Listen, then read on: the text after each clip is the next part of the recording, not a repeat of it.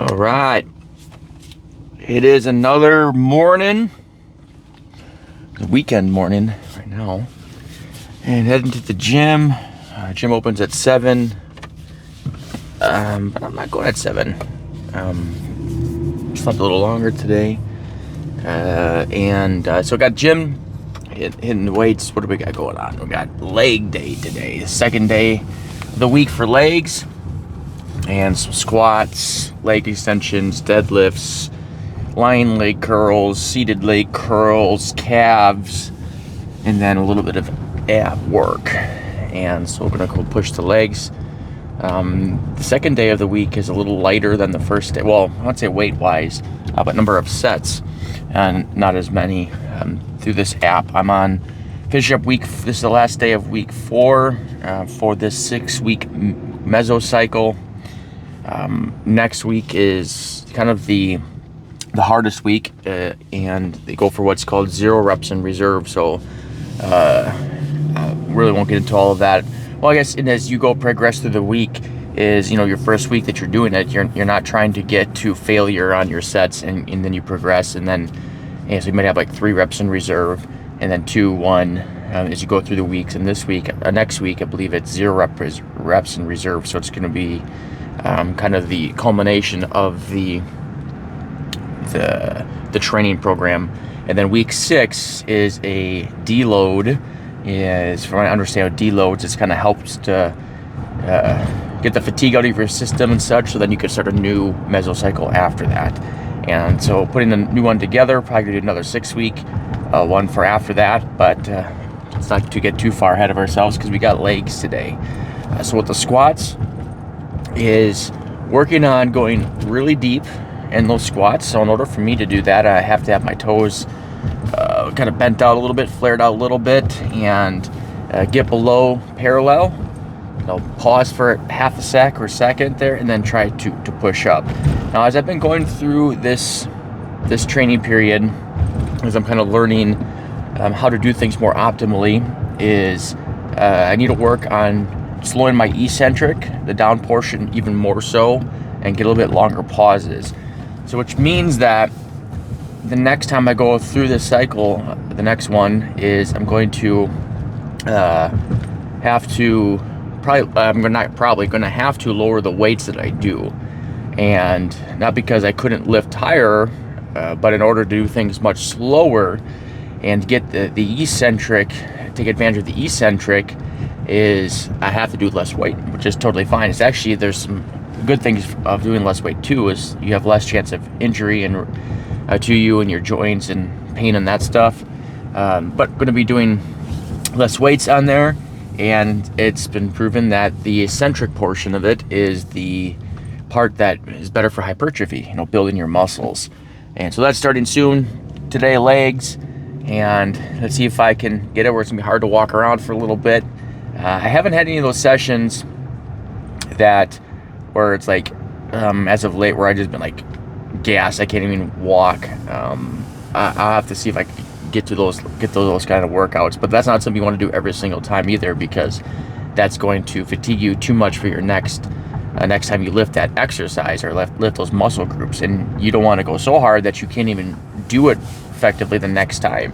So trying to figure out that stimulus to fatigue ratio, and so I can lift the most effective weight and get the best pump for it, but be able to do it the next time I get to that muscle group. I got my blood work back, and I waiting for the doctor now to. I just got emailed the results, and I'm waiting for the doctor to time for the doctor to go over those and what we're going to do about it.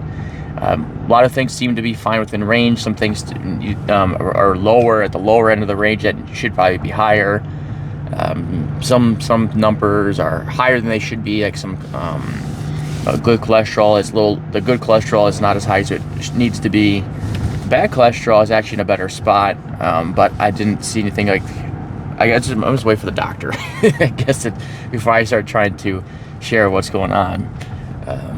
But I'm glad it came in as fast as it did. I thought it would take a few more days, as what they were telling me, but maybe they were deliberately telling me longer, so when it comes in sooner, I feel better about it, which it worked, which is good. Now hopefully I talk with the doctor on Monday and put a treatment plan together to get things in a better spot. Yeah. But work this week, overall good week. The last couple days have had some good stuff going on for getting more people to join our branch and some more salespeople growing. And on Monday, have several second interviews with potential people to come join us. And those ones are going to be on Zoom. The other ones were on the phone. Now we're going to be on Zoom. It's going to be with me and my other partners, and so we can all have a good feel whether it's going to make sense for that person to be part of us, and whether they want to be part of us too. It's got to be mutual, right? And so what we look for in people is, one is they have to have the 4 C's, and it's the same 4 C's that we look for in realtors. When we're looking to hire somebody, we're looking for 4 C's as well. It's one is they have competence, meaning they know what they're doing. Like, we're not a place to hire a brand new person. We're not set up for that yet, but they need to know what they're doing. Another C is character. We have to get a feel that they do things the right way, they're not shady, and that we can trust them. A third C is chemistry. Do we feel that we can work well with this person, and can they work well with us? Or are they going to be resistant to coaching? Are they going to be resistant to constructive feedback? Are they going to be resistant to that and this or that? We have to make sure there's chemistry. And the fourth C is capacity. Do we believe they have the ability to grow and to hit certain numbers and to grow their business? And or one the desire to do it. They don't have the desire to do it. They're not going to have the capacity for us. I tell people, if they're going to come work for us, is that we only bring on people that want to grow their business. If you want to continue to do the same kind of figures and numbers you've done before, we're not the right fit for you, because that's not how we are set up, and that's not part of our goal and mission. Our mission is to help them grow, help the people that work for us grow, increase their business, their closings, their income, all of that. And if somebody's fine with what they're doing already, there's nothing wrong with that.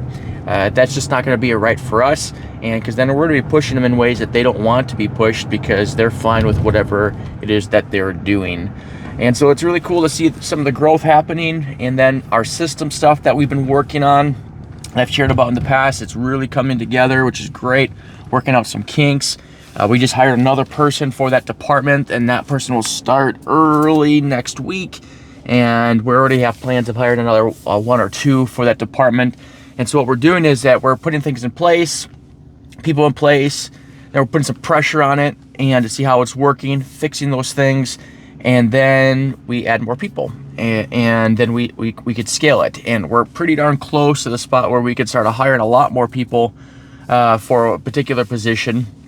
And as we scale up a production, and it's perfect timing, as we are likely to hire some more people, salespeople to our team, and which is going to necessitate that the system part is operating really well, and we won't have to use third-party things as much.